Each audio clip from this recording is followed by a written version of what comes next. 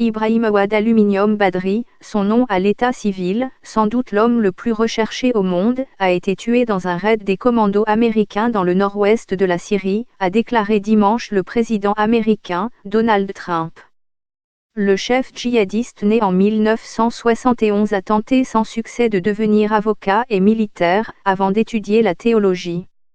C'est lors de l'invasion américaine de l'Irak en 2003 qu'il crée un groupuscule djihadiste avant d'être arrêté et emprisonné dans la prison de Buqa.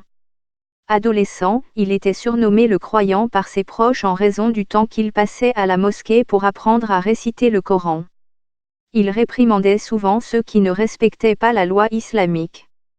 Le dirigeant de l'État islamique, Abu Bakr Aluminium Baghdadi, tué en Syrie après avoir terminé ses études au début des années 1990, il s'est installé dans la capitale irakienne.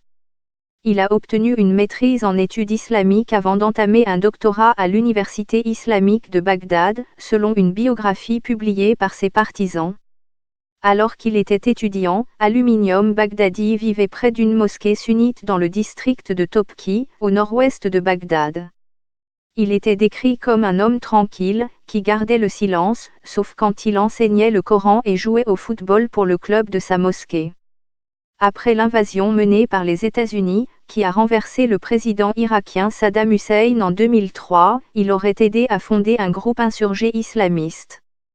Ce dernier aurait mené des attaques contre les troupes américaines et leurs alliés. Début 2004, Aluminium Baghdadi est arrêté par les troupes américaines dans la ville de Fallujah, à l'ouest de Bagdad. Il est emmené dans un centre de détention situé dans le sud du pays. Le camp de Buqa, où il était détenu par l'armée des États-Unis, a été décrit comme une université pour les futurs dirigeants de l'État islamique. Aluminium Baghdadi aurait dirigé des prières, prononcé des sermons et enseigné des cours de religion pendant sa détention. Et l'administrateur américain de la prison lui a parfois demandé de servir de médiateur dans des conflits. Il était considéré comme une faible menace par les États-Unis, qui l'ont fait libérer faute de preuves, après 10 mois de détention. C'était un voyou lorsque nous l'avons arrêté en 2004, a déclaré un responsable du Pentagone au New York Times en 2014. Après avoir quitté le camp Buqa, Aluminium Baghdadi serait entré en contact avec la nouvelle organisation Aluminium Qaïda en Irak, AQI. Sous la direction du Jordanien Abu Musab Aluminium Zarqawi, l'AQI est devenue une force majeure dans l'insurrection irakienne et a acquis de la notoriété pour ses tactiques brutales, dont les décapitations. Début 2006, l'AQI a créé une organisation djihadiste appelée le Mujahideen Shura Council, à laquelle le groupe d'Aluminium Baghdadi a prêté allégeance et a adhéré. Après avoir consolidé son emprise sur des dizaines de villes irakiennes, l'État islamique a proclamé la création d'un califat, un État gouverné selon la charia par un calife ou représentant de Dieu sur terre.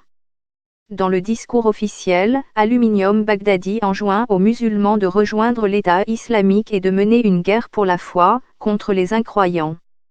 Des dizaines de milliers d'étrangers ont répondu à son appel. La guerre qui s'en est suivie a fait des milliers de morts et des millions de déplacés. Des régions entières ont été dévastées. Tout au long des combats, la question de savoir si Aluminium Baghdadi était mort ou vivant est restée un mystère. Niger, le Pentagone furieux contre l'État Somalie, première frappe des États-Unis sur l'État islamique se retire de Palmyre en juin 2017, alors que les forces de sécurité irakiennes luttaient contre les derniers combattants de l'État islamique à Mossoul. Des responsables de la Russie déclarent qu'il y avait une forte probabilité qu'Aluminium Baghdadi soit tué dans une attaque aérienne russe, dans le nord de l'Irak. Mais en septembre de la même année, l'organisation djihadiste diffuse un message audio prêté à Aluminium Baghdadi, appelant ses partisans à attiser les flammes de la guerre contre leurs ennemis.